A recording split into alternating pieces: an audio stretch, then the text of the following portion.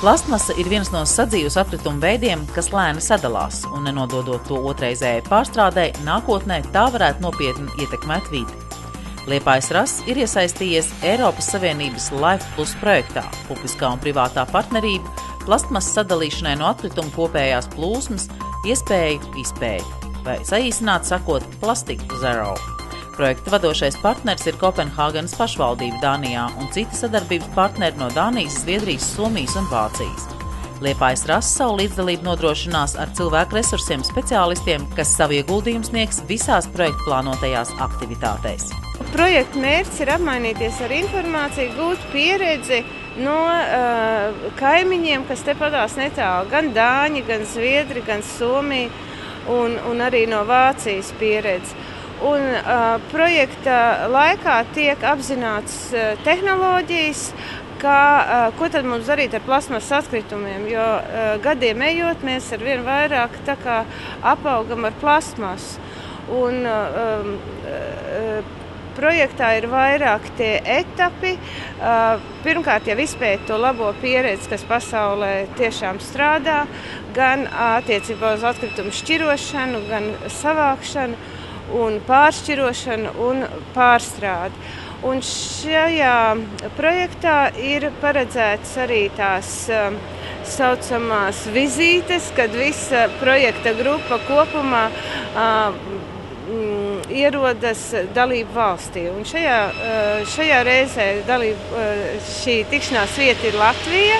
Oktobra beigās projekta partneri tikās Latvijā un iepazinās ar plastmasas atkritumu savākšanas pieredzi Latvijā un Liepājā, iepazinās ar plastmasas atkritumu pārstrādes rūpnīcām, tajā skaitā ar jaunizveidoto atkritumu pārstrādes rūpnīcu Rekolatu.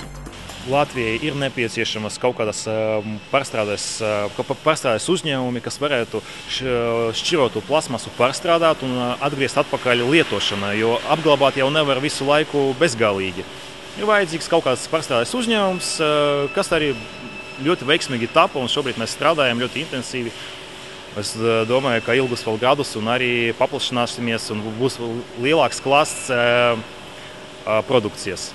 Plastmasas pārstrādes ražošanas procesā uzņēmums izmanto modernas Itālijā ražotas tehnoloģiskās iekārtas, kas diennaktī var pārstrādāt aptuveni 8 tonnas tā saukto cieto plastmasu, saražojot aptuveni 6 tonnas plastmasas granulas. Pārsvarā mēs pārstrādājam divu veidu plastmasas, polietilēnu un polipropilēnu.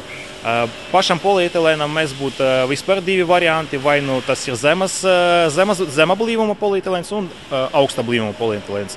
Tāpēc būtībā var teikt, ka mēs pārstrādājam trīs veidu plasmasas - zema blīvuma, augsta blīvuma un polipropilēnu.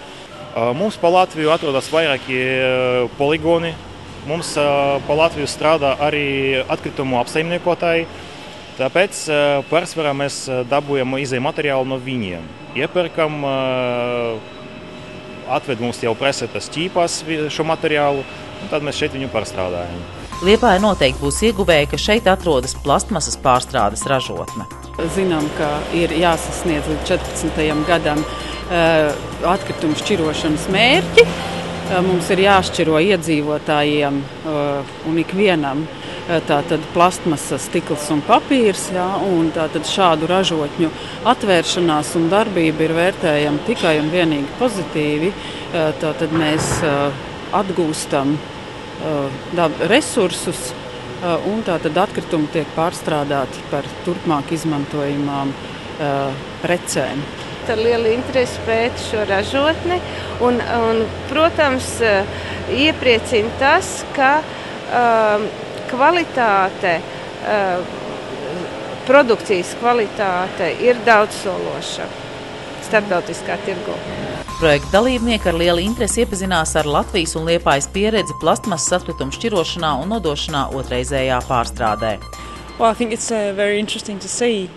Ir ļoti interesanti redzēt ko jaunu, jo projekta dalībnieki Latvijā un Liepājā ir pirmo reizi, un iespaidi ir patiesi iespaidīgi. Iepriecina visvairāk tas, ka šī joma Latvijā attīstās un pilnveidojas, ka notiek ne tikai šķirošana, bet arī plastmasas pārstrāde. Turklāt kvalitāte ir augsta. Protams, pamatots ir jautājums, vai Latvijā var uzzināt ko jaunu. Ja reiz tās sauktajās vecās Eiropas valstīs atkritumu šķiro un pārstrādā jau vairākus desmitus gadu.